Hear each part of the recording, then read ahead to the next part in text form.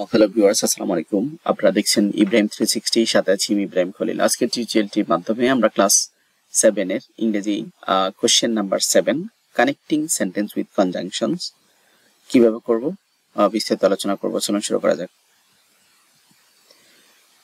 কোশ্চেনটা মূলত এরকম থাকে, 5টা বাক্য দেয়া থাকে এবং আমাদেরকে বলে বাক্যগুলো পড়ো and connect them using but or as, because, so এগুলো দিয়ে বাক্য গঠন করো।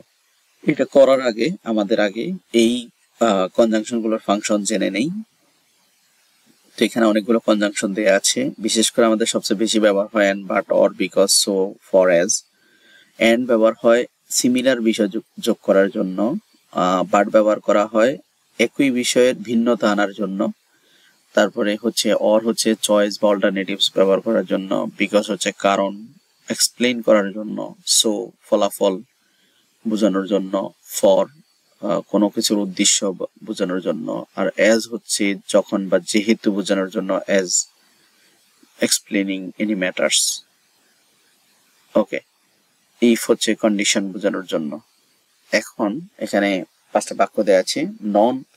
No one can stops the onward march of time and tide wait for none. তাহলে কেউ, none can stop the onward march of time, সময়ের কালক্রম, সময়ের পালা কেউ বন্ধ করতে পারে না।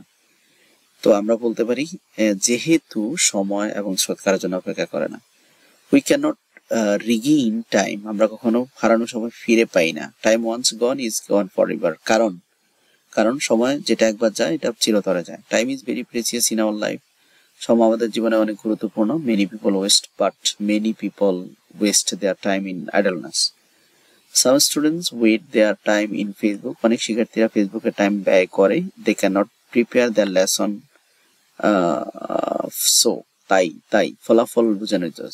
শিক্ষার্থীরা সময় নষ্ট করে ফেসবুকে, তাই পড়াশোনায় মনোযোগ দিতে পারে না, পড়াশোনার প্রস্তুতি নিতে পারে না। We all should make the best use of our time.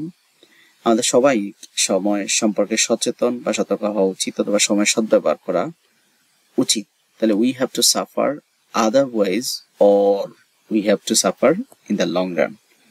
তো যাই হোক, কখন কি ব্যবহার হয়, বিশেষ করে 4টা-5টা লিঙ্কিং ওয়ার্ডে ঘুরে ফিরে ব্যবহার হয়। আপনারা এগুলা আশা করি পারবেন।